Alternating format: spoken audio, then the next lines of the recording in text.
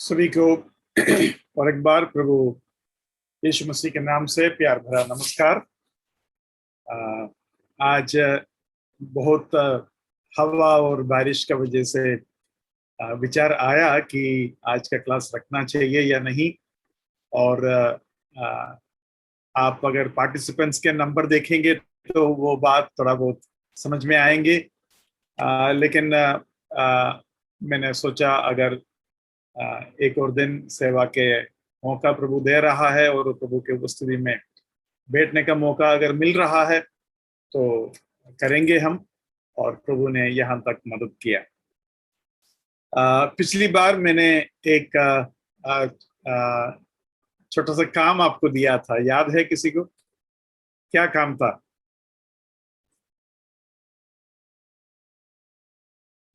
हाँ जी। तीन चार चेहरा मुझे दिखा देना। आप लोगों का चेहरा मुझे बहुत अच्छा लगता है। John 16 verse 7 to 9, 10। ठीक है, तो उधर से मैंने जो प्रश्न पूछा उसके बारे में कुछ बताना चाहेंगे। मैंने ये प्रश्न पूछा,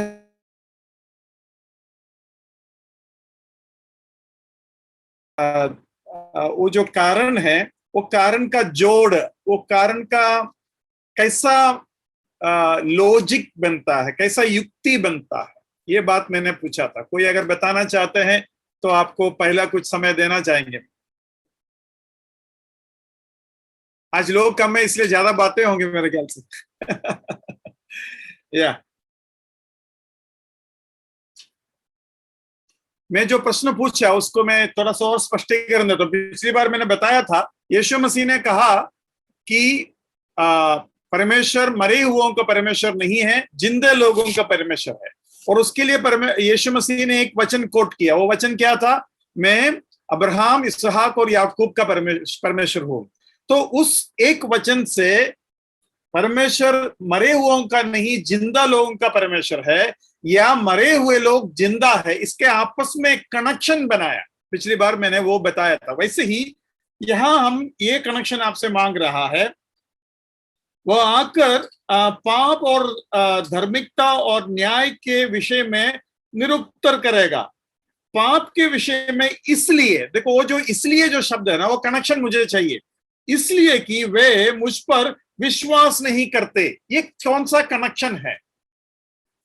आगे लिखा है धार्मिकता के बारे में, इसलिए क्योंकि वो पिता के पास चला गया। उसके आगे लिखा है न्याय के बारे में, इसलिए क्योंकि शैतान के ऊपर न्याय हो गया। तो ये आपको बताना है। हाँ जी, जो बताएगा उसको एबेनेजर एक तोहफा देगा। या पाप का विषय में इसलिए क्योंकि प्रभु यीशु मसीह पवित्र है। ठीक है, कनेक्शन बनाने का कोशिश हो रहा है। और धार्मिकता के विषय में इसलिए प्रभु यीशु मसीह धर्मी है। ठीक है। और आप तो आगे चला गया, मैं तो पहले में ही खड़ा हूं। मैं पहले वाले के लिए और मैं पूछ रहा हूं, मतलब उसके अलावा आप और कुछ बोलना चाहते हैं कि नहीं?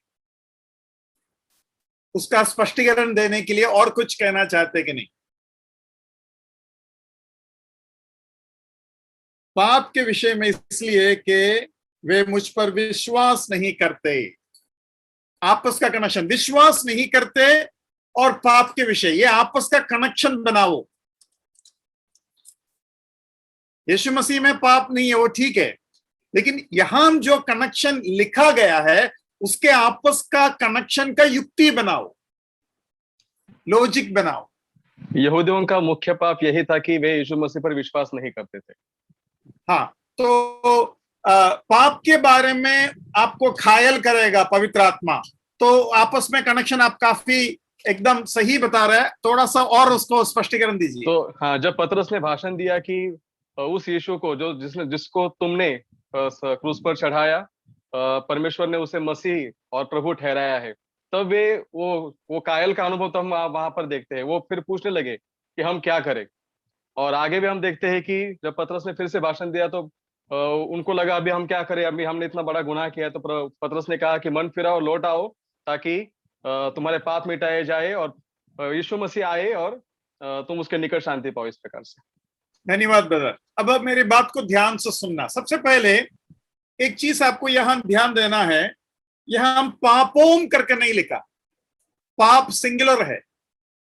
पाप के विषय में इसलिए कि मतलब कोई एक ऐसा खास पाप है जिसका विषय में उनको बताया जा रहा है, और वो ये है इसलिए कि वे मुझ पर विश्वास नहीं करते।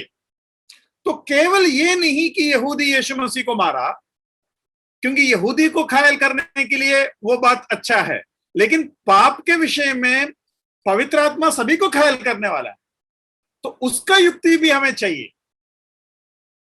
असल में ध्यान से सुनना भाई, असल में हम आज तक ऐसा कहता था या ऐसा कहते हैं, आदम ने पाप की और हम सब पापी बने, और हम पापी बनने की वजह से नरक में जा रहे हैं। लेकिन इस वचन के आधार पर मुझे ऐसा कहना पड़ेगा, आदम का वजह से और हम पापी होने का वजह से नरक में नहीं जा रहा है। आदम के वजह से जो पाप हमारे जीवन में आया, उसका वजह से हम नरक में नहीं जा रहा है। हम नरक में इसलिए जा रहा है, उस पाप से बचाने के लिए जो व्यक्ति आया उस पर हमने विश्वास नहीं की, इसलिए जा रहा है। कैसे बताया जाए, आगे बताता हूं। एक आदमी था, ये शायद असली कहानी होगा, मुझे नहीं मालूम, लेकिन मैंने सुना है तो मैं आपको बता रहा हूं। एक आदमी था जो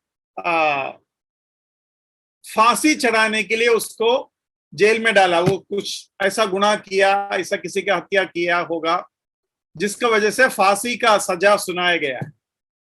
तो फांसी का सजा किस लिए सुनाया गया? क्योंकि उसने कुछ ऐसी गुनाह की, ठीक। लेकिन उसका हालात भी ऐसा था कि उसको माफी भी मिल सकता था, इसलिए उसके वकील ने उसके तरफ से प्रेसिडेंट को माफी का चिट्ठी भेजा। अभी आप लोग को मालूम है कि नहीं पता नहीं, जिसको ऊपर फांसी का सजा है उसको चाहे तो प्रेसिडेंट माफी दे सकता है। तो एक दिन हो गया, 2 दिन हो गया, ये इंतजार कर रहा है। लास्ट में फांसी का दिन आ गया। आज सुबह 4 बजे या 5 बजे फांसी चढ़ना है। तो पूरा निराश हो गया, और उसको गुस्सा आ रहा है, रोना आ रहा है, और मौत ही मौत वो देख रहा है। तब एक आदमी उसके पास आया और कहा, आपसे मिलने के लिए कोई आया है और आपको वो कुछ देना चाहते हैं। तो उन्होंने बोला, मुझे ना किसी से मिलना है, ना मेरे को कुछ चाहिए, मैं किसी से नहीं मिलूंगा। एक्चुअली वो प्रेसिडेंट की तरफ से आदमी था जो उसका माफी का चिट्ठी लेके आया था, लेकिन वो माफी का चिट्ठी इसको स्वीकार करना पड़ेगा, इसने मना कर दी। अब आप बताइए, असल में वो व्यक्ति फांसी में क्यों जा रहा है? अपना हत्या का वजह से या अपने गुनाह का वजह से, या प्रेसिडेंट का माफी स्वीकार नहीं करने का वजह से? आपको क्या लगता है, बताइए। कोई अपना उसके ऊपर जो दया हो रही थी, उसके ऊपर जो दया हुई, उसने उसको अस्वीकार किया। हाँ, ये सच है कि फांसी इसलिए सुनाया गया क्योंकि उसने गलती की, लेकिन अभी वो फांसी चढ़ रहा है क्योंकि उसका दूसरा गलती माफी को इनकार करना। अभी आप बताइए, माफी को जो इनकार करता है उसको कैसा माफ करे? देखो, कोई भी गुनाह माफ कर सकता है, लेकिन माफी के इनकार को कैसा माफ करे? माफी देने वाले को बोलता है, नहीं, मेरे को आपका माफी नहीं चाहिए, उसको कैसा माफ करे? नामुमकिन है वो। भाइयों, यहां ये बात है, पाप का वजह से, इसलिए क्योंकि तुमने यीशु मसीह को विश्वास नहीं किया। क्योंकि यीशु मसीह ने बताया मैं पापियों के लिए आया। तो वो जो युक्ति उधर बन रहा है, उसके साथ ही साथ आपने जो कुछ बातें कहा वो सब सही है। यीशु मसीह को मारा, लेकिन सारे लोग नहीं मारा। यीशु मसीह निष्पाप है, वो सब सच है। लेकिन आपस का कनेक्शन, पाप, वही एक पाप के बारे में बता रहा है। कौन सा पाप? यीशु मसीह के ऊपर विश्वास नहीं करने का पाप। तो वो आपस में मिलता है। तो आप जब सुसमाचार सुनाते हैं, आप ऐसा कह सकते हैं, आप नरक का योग्य है क्योंकि आपने बहुत पाप की। लेकिन अभी इस आखिरी वक्त पर नरक में जाने का कारण यह नहीं है। नरक में जाने का कारण यह है, मैंने जो बात आपको बताया उसको आपने इनकार की। मेरे साथ और मेरे अंदर से आपके दिल में काम करने वाला पवित्र आत्मा के साथ जो गुनाह अब भी आप कर रहा है, उसका वजह से आप नरक में जा रहे हैं। मतलब नरक में जाने के बाद सबसे ज्यादा आप किस बात पर पछताएंगे? अरे मैंने उस प्रभु का सेवक का बात नहीं माना। आप हजारों पाप आपने किया है, उसके बारे में पछताने से ज्यादा आप इसके लिए पछताएंगे, अरे मैंने क्या किया, अरे मैंने क्या किया, अरे मैंने क्या किया। हाँ मेरे भाई बहनों, सुसमाचार में इस पवित्र आत्मा का काम भारी पड़ जाएगा अगर आप स्वीकार नहीं करोगे। ये बताना बहुत अच्छी बात है। चलो, मैंने ये कनेक्शन आपको बताया, तो उम्मीद है कि आप दूसरा में कुछ कनेक्शन मुझे देंगे। दूसरा क्या है, पढ़िए। सबसे पहले उसको पढ़िए एक बार, यूहन्ना का सुसमाचार 16वां अध्याय, उसका 9वां वचन, माफ करना 10वां वचन। और धार्मिकता के विषय में इसलिए कि मैं पिता के पास जाता हूं और तुम मुझे फिर न देखोगे।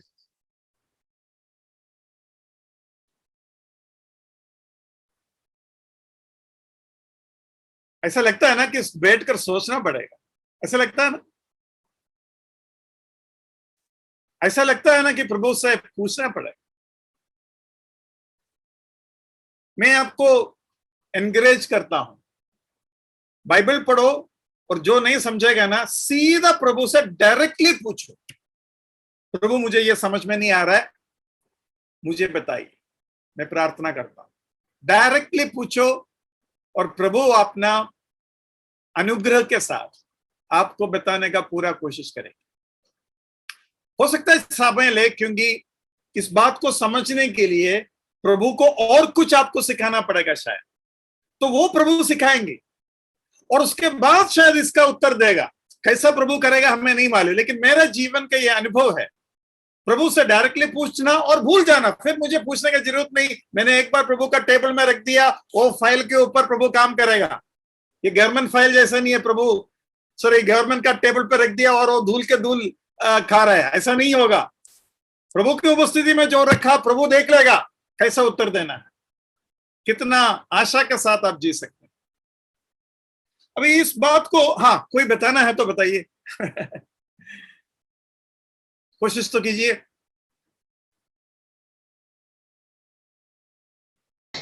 मेरे हिसाब से उसका कहना यह है कि मैं पिता के पास जाता हूँ, अर्थात तो मैं एक यहाँ इस किसी पृथ्वी का कोने से या कहीं किसी खास परिवार से नहीं, मैं स्वर्ग से ही आया हूँ। और यही एक प्रूफ मैं देना चाहता हूँ कि वापस मैं फिर स्वर्ग ही जा रहा हूँ। ओके, इसलिए धार्मिकता के बारे में पवित्र आत्मा ख्याल करेगा। कनेक्शन बन रहा है।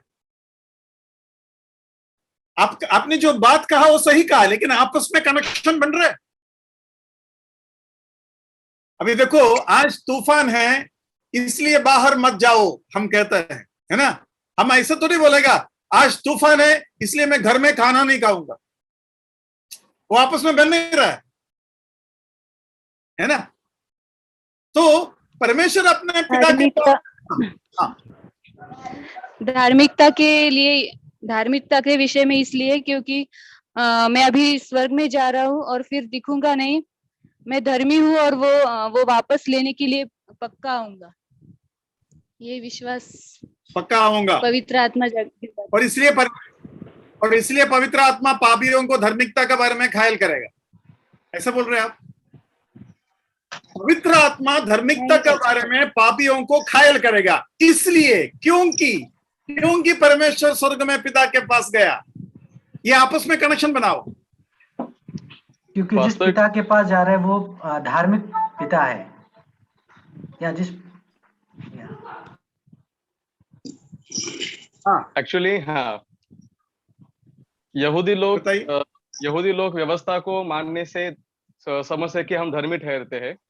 अन्य जाति लोग कर्मों पर विश्वास रखते हैं कि हम कर्म करके धर्मी बन जाएंगे। तो प्रभु यीशु मसीह ही परमेश्वर की धार्मिकता है।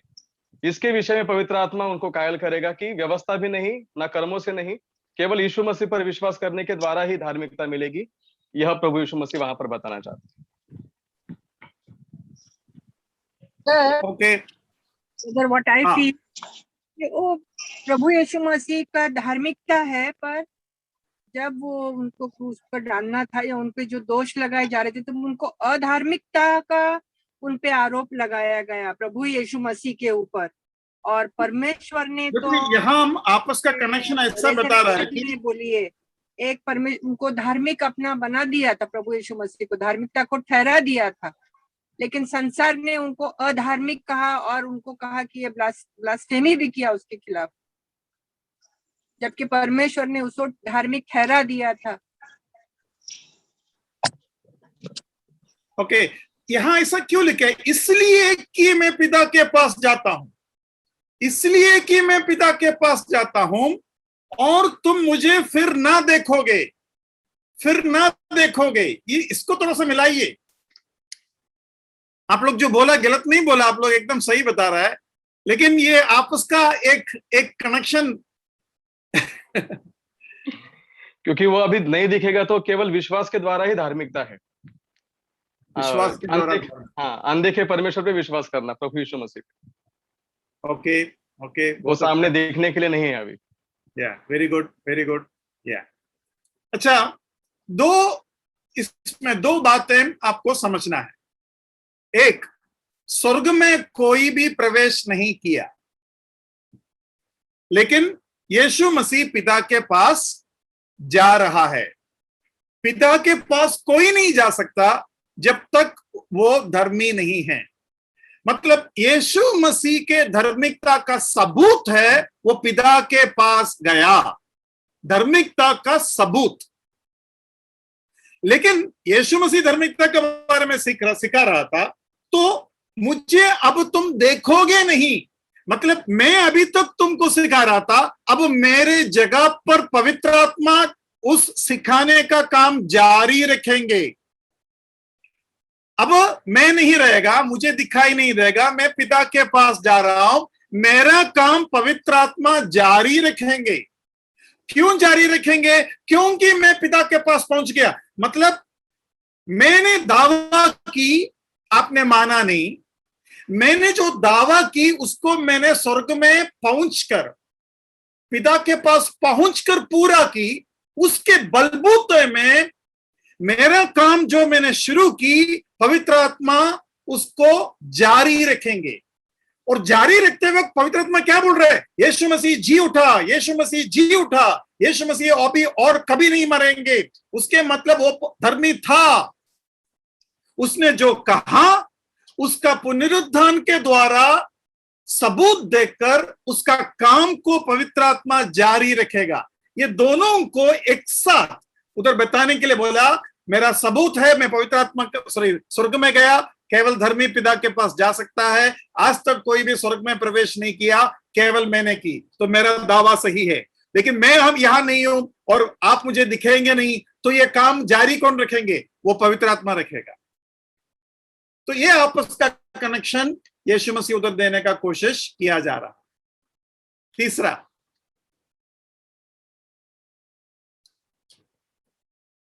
11वां पद कोई पढ़िए। न्याय के विषय में इसलिए कि संसार का सरदार दोषी ठहराया गया है।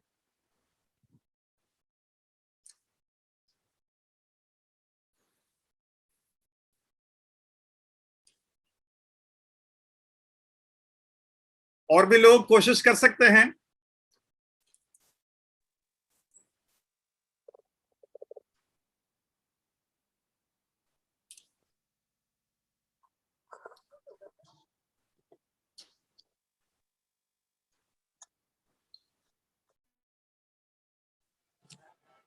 प्रभु यीशु मसीह दोषी नहीं था, लेकिन न्याय के समय में प्रभु यीशु मसीह को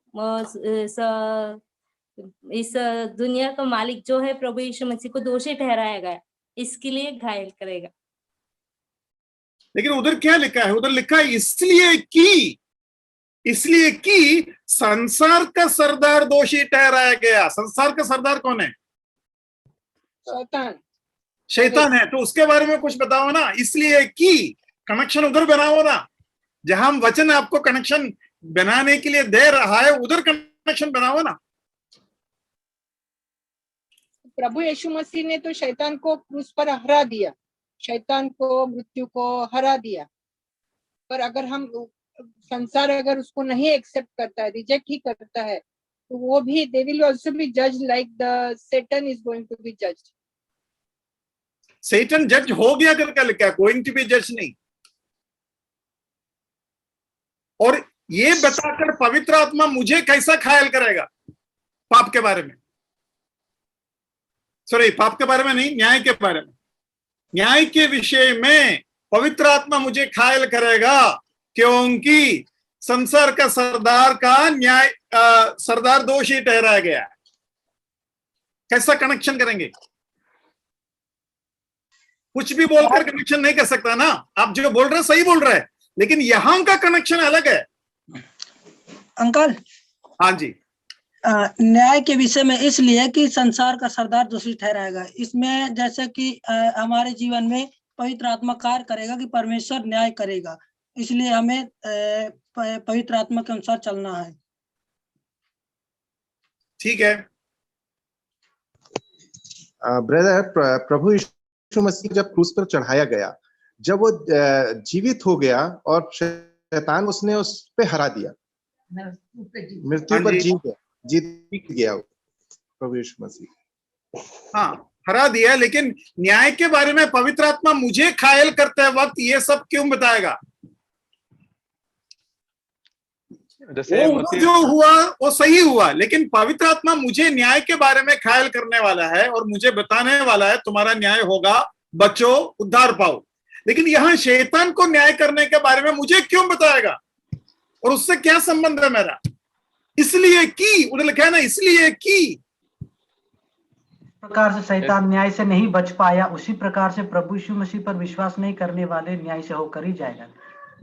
तो आप ये तो नहीं कह रहे कि शैतान विश्वास कर सकता था यीशु मसीह? No, लाइक जिस प्रकार से वो it says the ruler of this world be जज ना, तो उसी प्रकार से जिस प्रकार उसका न्याय किया गया, उसी प्रकार प्रभु यीशु मसीह को इनकार करने वाले का भी न्याय होगा।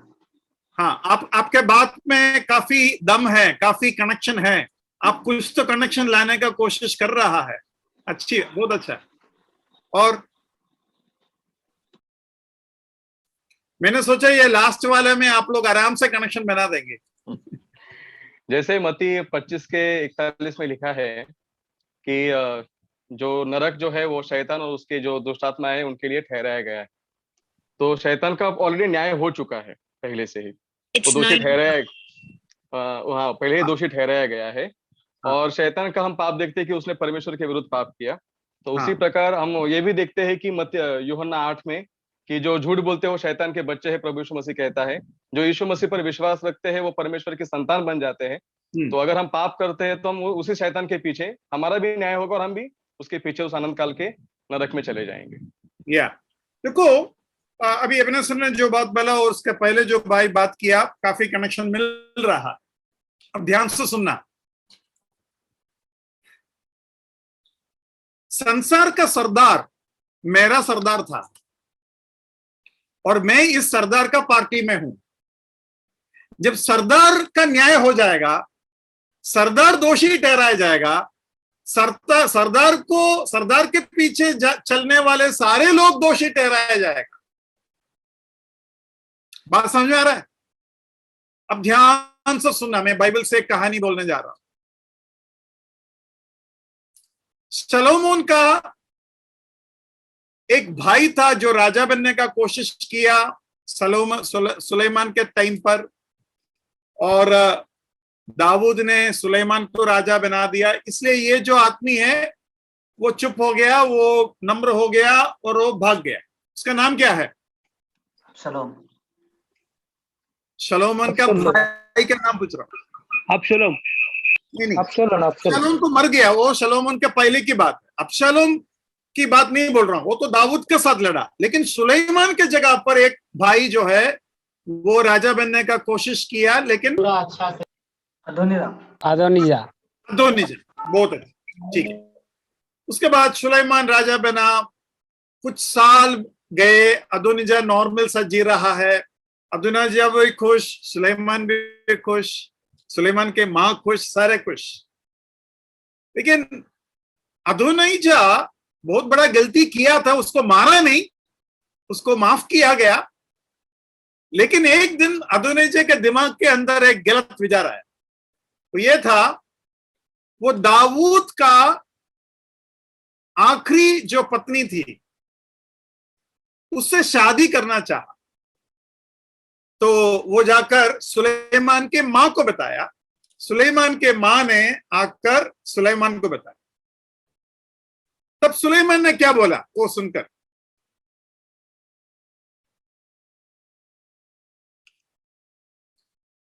आप लोग ऐसे तो नहीं चुप बैठ रहे, ब्रदर ये सब कब हुआ? हमको तो पता भी नहीं चला। ऐसा तो नहीं है। मैं आपको रेफरेंस देंगे और पढ़वाएंगे भी। लेकिन क्या हुआ? सुलेमान ने क्या बोला? सुलेमान ने बोला अदोनिजा ये मांगने का वजह से मरना चाहिए, ये मरना के लायक और योग्य गुना है। ऐसा चाहना भी, बाप का बीबी को चाहना, वो बहुत बड़ा पाप है, इसलिए अदोनिजा मरना चाहिए। जैसे ही अदोनिजा को मार दिया गया, तुरंत, ध्यान से सुनना अभी, तुरंत अदोनिजा का सपोर्टर महायाजक अब्यातार को बुलाया। अदोनिजा का सपोर्टर था पहले, जब वो राजा बनने का कोशिश की, अब्यातार को बुलाया और बोला तुम भी मरना चाहिए, लेकिन मैं तुमको माफ करता हूं क्योंकि तुम परमेश्वर का संदूक लेकर घूमता था, अभी भाग जा यहां से। अदोनिजा को जब मारा, अब्यातार को भगाया। अभी ये दोनों बात अदोनिजा का एक तीसरा सपोर्टर सुना, जो दाऊद का क्या बोलते हैं, सेना के सरदार था। दाऊद का सेना का सरदार था, वो अदोनिजा को सपोर्ट किया। तो अदोनिजा को मारा, अदोनिजा को सपोर्ट करने वाला महायाजक को मारा। ये बात इस सरदार को, इस सेना नायक को पता चला। उसका नाम क्या है? जोआब। बहुत अच्छा। ये जैसे ही योआब ने सुना, योआब ने क्या किया?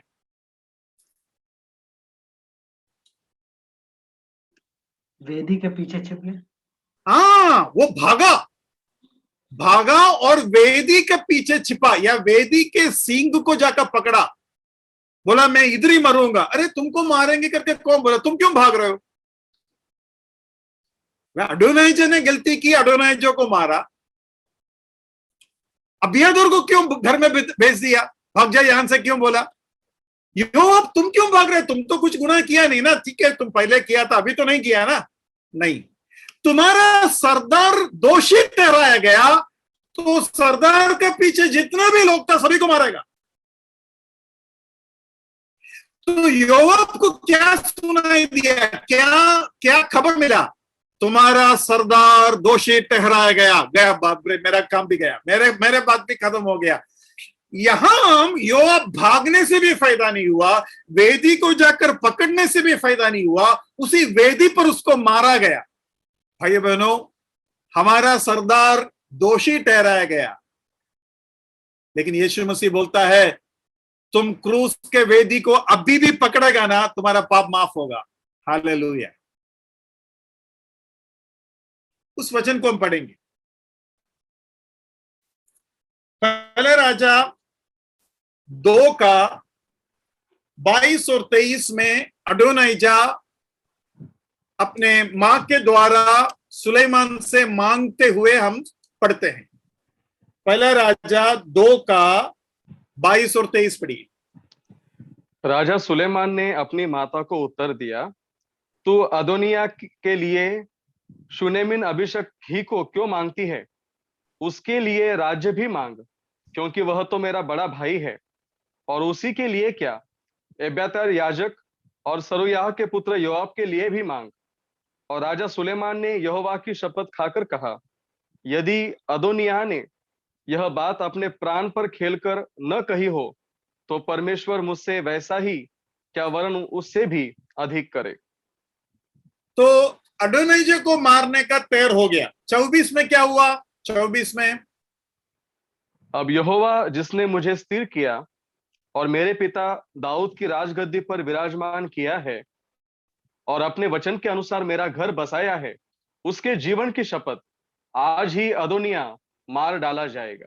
आज ही अडोनिजह मार देना चाहिए या अडोनिया मरना चाहिए। ठीक है, तुरंत अबियातार को बुलाया। 27 पढ़िए।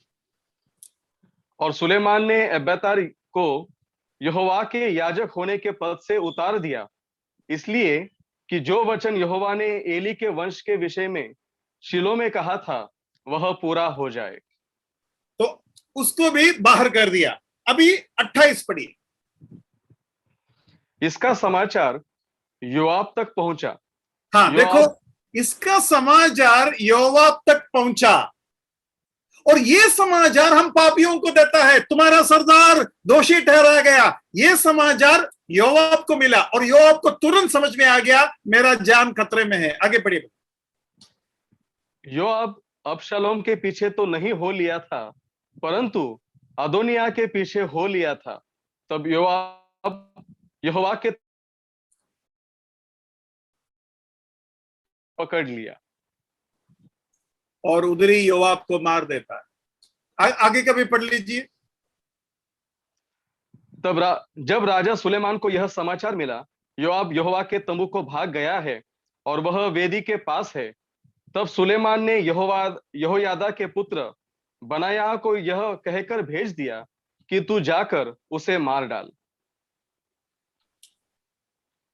और उधर ही उसको मार देता है। भाई बहनों, प्रभु यीशु मसीह के पास उसके क्रूस पर, उसके वेदी पर पकड़ने वाले कोई भी नरक में नहीं जाएगा। ये बहुत बड़ा प्रभु का दया है। तो पवित्र आत्मा क्या बता रहा है? पवित्र आत्मा ये बता रहा है, तुम्हारा सरदार का काम खत्म हो गया, न्याय हो गया है, दोषी ठहराया गया है, इसलिए अभी उसको छोड़ो। सोचो, सुलेमान राजा है और योआब अभी भी अडोनिजह को बोलता है तुम्हारा पीछे मैं हूं, तुम राजा बनने का कोशिश कर। इतना बड़ा पाप आज इस दुनिया कर रहा है। यह दुनिया शैतान को अभी भी राजा बनाने का कोशिश कर रहा है। हमारा पुराना हालत, विश्वासी का पुराना हालत के बारे में एफएससी के पत्री 2 अध्याय में लिखा है। जरा देखिए, एफएससी के पत्री 2 अध्याय उसका 1 और 2। उसने तुम्हें भी जिलाया जो अपने अपराधों और पापों के कारण मरे हुए थे, जिनमें तुम पहले इस संसार की रीति पर और आकाश के अधिकार के हाकिम अर्थात उस आत्मा के अनुसार चलते थे जो अब भी आज्ञा न मानने वालों में कार्य करता है। आज्ञा ना मानने वालों में से एक थे हमने उस सरदार को, उस हाकिम को छोड़कर प्रभु के पास आए, लेकिन उससे पहले हम अपने अधर्मों में मरे हुए लोग था। मतलब सुलेमान ने क्या बोला अबियातार को, तुमको मरना था लेकिन मैं तुमको भगा रहा हूं। वैसे ही योआब और अडोनिजह मरना था, वो मरे हुए थे, लेकिन उधर भी उसने गलती फिर किया और सुलेमान को अपना राजा संपूर्ण तौर से नहीं माना। उसका वजह से वो गलती या वो मृत्यु उनके ऊपर आया। तो यही बात यहां कनेक्शन के रूप में बता रहा है। मुझे उम्मीद है कि आपको थोड़ा बहुत समझ में आया होगा। अगर आपको में से किसी को इस ये 3 कनेक्शन के बारे में कुछ पूछना चाहते तो अभी पूछ सकते हैं।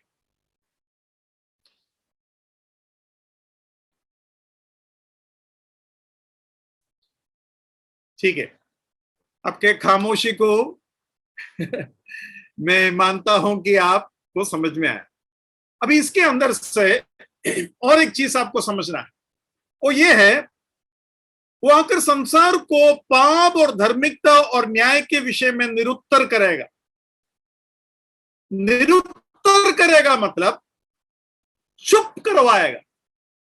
चुप करवाएगा मतलब तुमने विश्वास नहीं की, अभी कोई एक्सक्यूज नहीं है मेरे पास।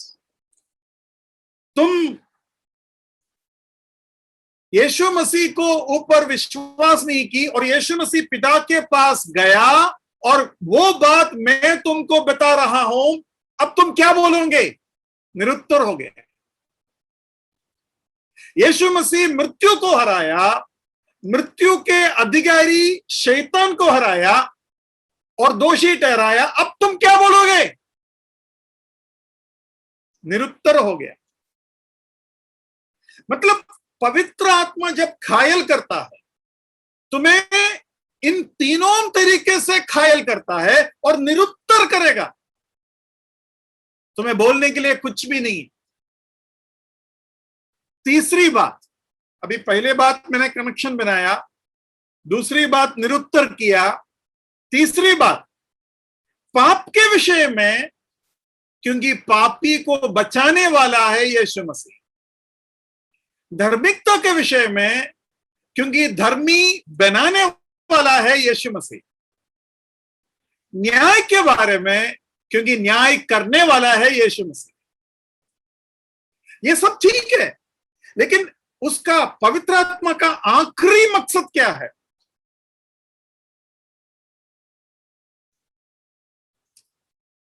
सोचो कि आप रेलवे स्टेशन में जा रहे हैं और ट्रेन नहीं आ रहा है और एक शू पॉलिश करने वाले के बस साइड में खड़ा है, तो बोलेंगे साहब आपका जूता बहुत खराब है साहब, देखो साहब कितना दिन हो गया साहब, इतना अच्छा कपड़ा सपड़ा पहने हैं साहब, आपका जूता में बहुत धूल है साहब। वो धूल के बारे में बोल बोलकर मुझे घायल कर रहा है, मुझे शर्मिंदा कर रहा है, लेकिन उसका लक्ष्य क्या है?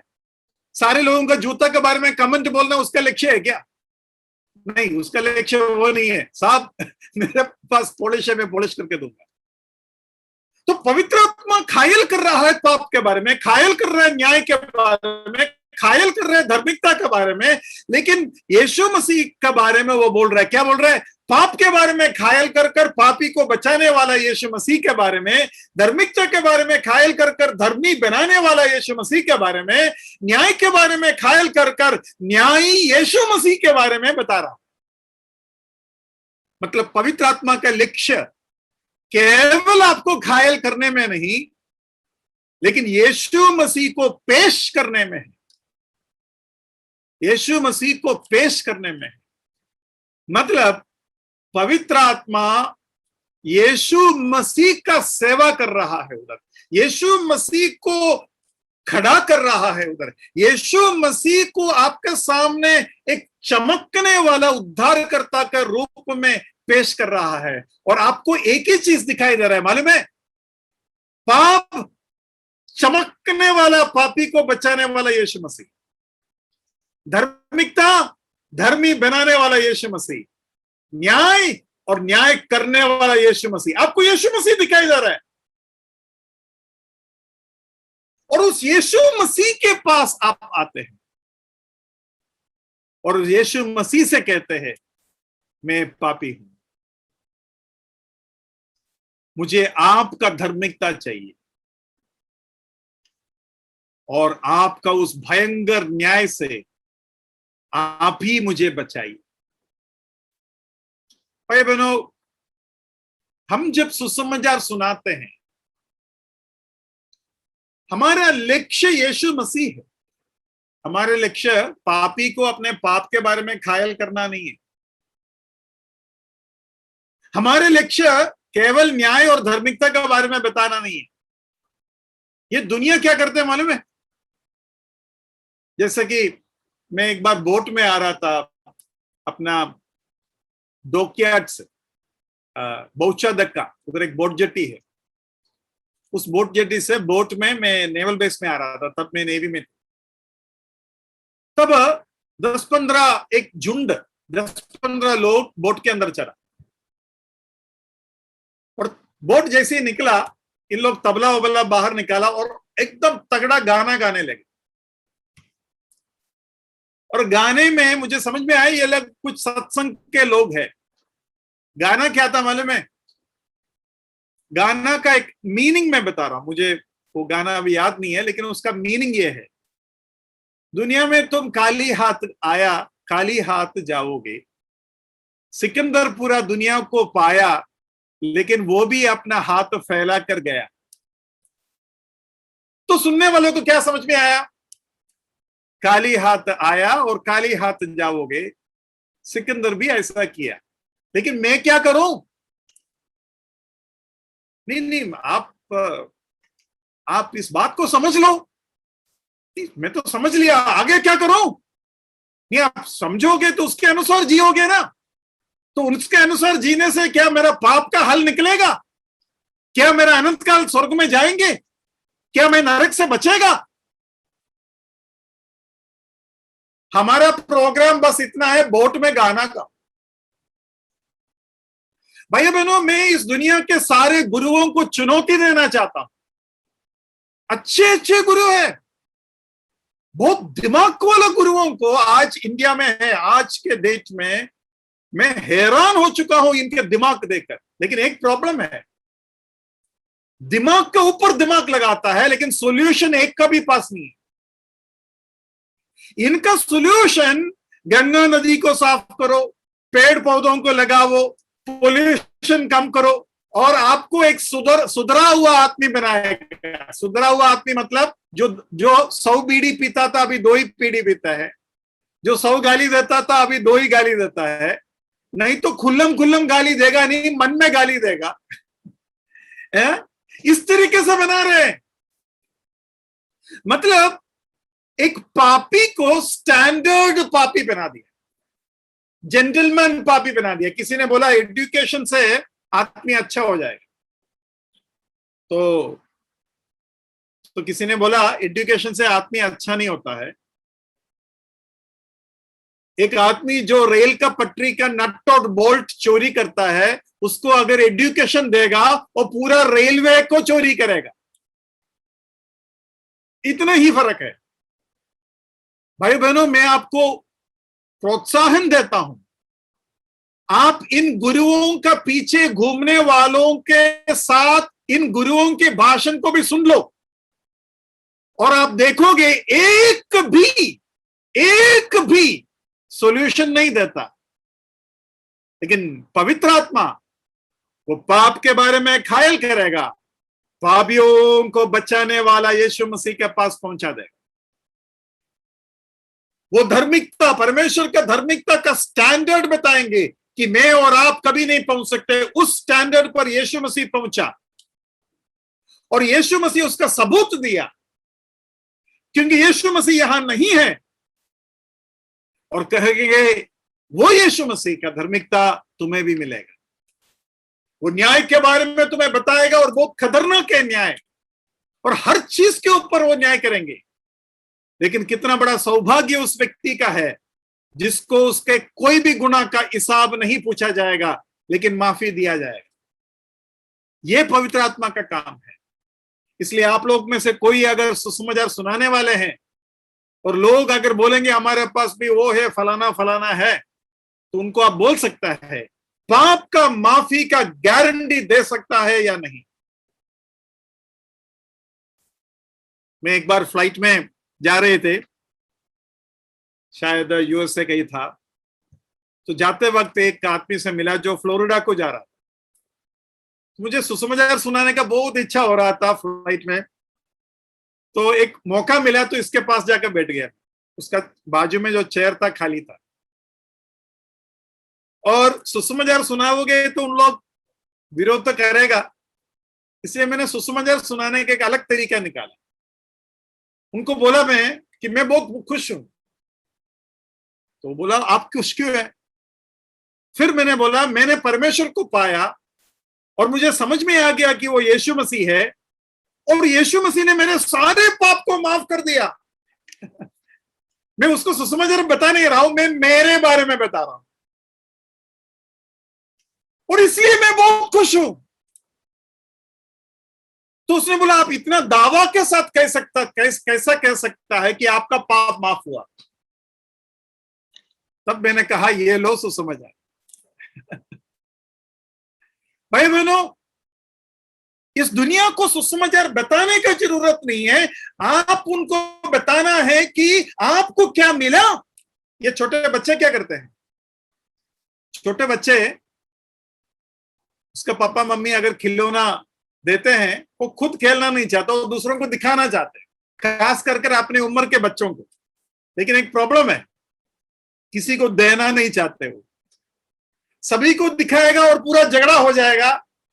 वो चाहते हैं सभी के अंदर जलन पैदा करे, सब देखते रहे और उन सभी के सामने वो खेलते रहेंगे। वैसे ही हमें जो मिला वो बताना है, लेकिन फर्क यह है, मुझे जो मिला, मुझे जो यकीन मिला, मुझे जो पक्का मिला, अगर आपको चाहिए तो यीशु मसीह के द्वारा है। प्रभु आपको सहायता करे, आने वाले दिनों में सुसमाचार सुनाने का सारे तरीकाओं को आपको प्रभु बताए और आपको इस्तेमाल करे। अभी यहां हमने कन्विक्शन सुना। कन्विक्शन के बारे में पवित्र आत्मा विश्वासी को भी कन्विक्ट करता है, विश्वासी को भी कन्विक्ट करता है। विश्वासियों के झुंड में जब आता है तभी भी पापियों का कन्विक्शन होता है। मतलब आपको कुछ करने की जरूरत नहीं, अपने आप पापी का कन्विक्शन हो जाएगा। ऐसा भी हो सकता है। जरा पढ़िए 1 कुरिन्थी 14:24। 1 कुरिन्थी 14:24। परंतु यदि सब भविष्यवाणी करने लगे और कोई अविश्वासी या बाहर वाला मनुष्य भीतर आ जाए, तो सब उसे दोषी ठहरा देंगे और परख लेंगे। देखो, बाहर वाला मनुष्य भीतर आ जाए तो सब उसे दोषी ठहरा देंगे और परख लेंगे।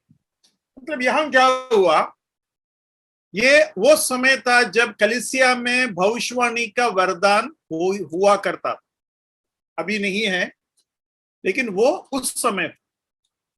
और तब अगर कोई अविश्वासी आएगा, ये पवित्र आत्मा से भरा हुआ जो लोग है, वो इस बाहर वाला अविश्वासी पापी जो कलीसिया के अंदर आकर बैठ गया, उसके पाप के बारे में, उसके हालात के बारे में उसे बता देंगे, उसको परख लेगा।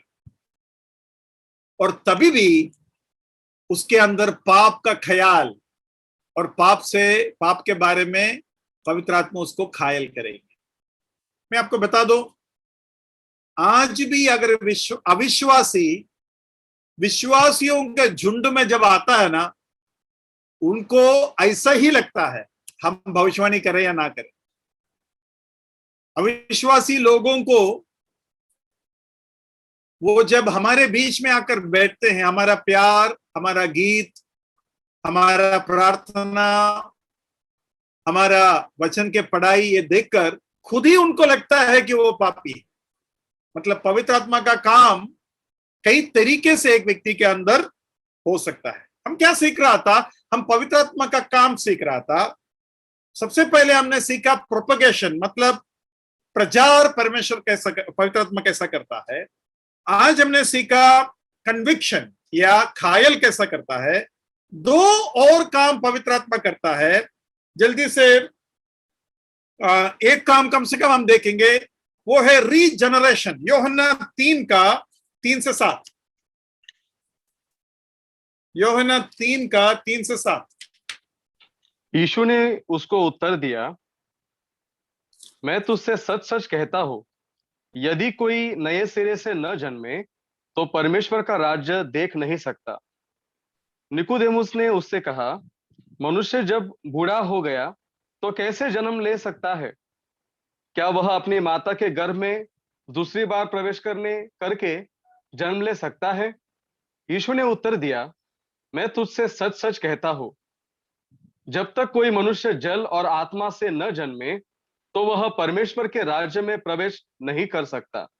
क्योंकि जो शरीर से जन्मा है वह शरीर है, और जो आत्मा से जन्मा है वह आत्मा है। अचंभा न कर कि मैंने तुझसे कहा, तुझे नए सिरे से जन्म लेना अवश्य है। रीजनरेशन या पवित्र आत्मा का ये काम में नया जन्म होना, रीजनरेशन मतलब नया जन्म, रीजनरेशन। बाइबल में केवल 2 जगह पर ये शब्द का इस्तेमाल हुआ है। बाइबल में केवल 2 जगह पर रीजनरेशन जो शब्द है उसका इस्तेमाल हुआ।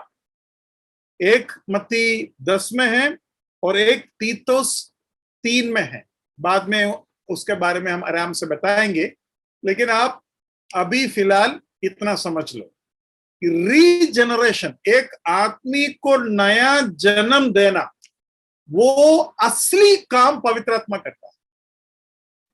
सचमुच में एक व्यक्ति का नया जन्म होता है।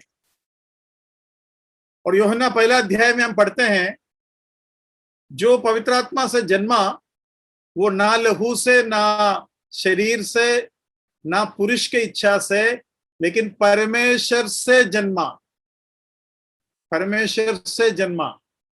तो रीजनरेशन पवित्र आत्मा का एक बहुत ही भयंकर काम है वो, और उसी में सब कुछ होता है।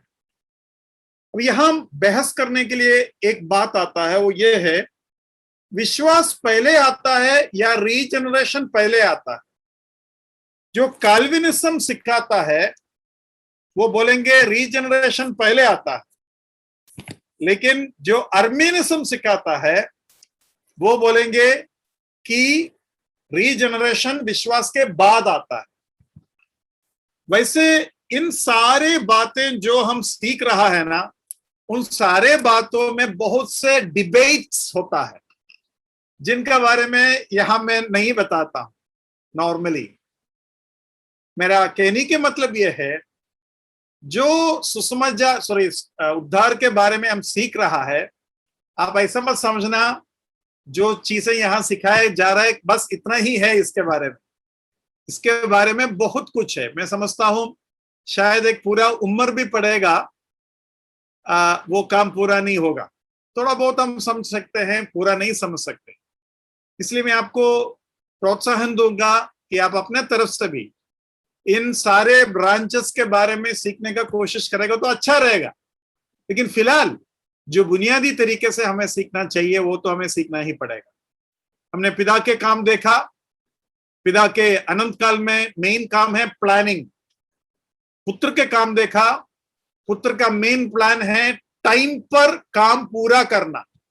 पवित्र आत्मा का काम हम देख रहा है, पूरा किया हुआ काम का प्रचार, पूरा किया हुआ काम का खायल, पूरा किया हुआ काम का द्वारा जो बच्चे, जो लोग विश्वास करते हैं, उनको रीजनरेट करना, नया जन्म देना। और उसके बाद पवित्र आत्मा का और एक काम है, वो है नया जन्म पाए हुए लोगों का सैंक्टिफिकेशन, शुद्धिकरण। ये 2 बातें ये जो बाकी है पवित्र आत्मा के सेवकाई में, उसको हम अगली बार सीखेंगे। प्रभु आप सभी को सहायता करे, उनके नाम के में।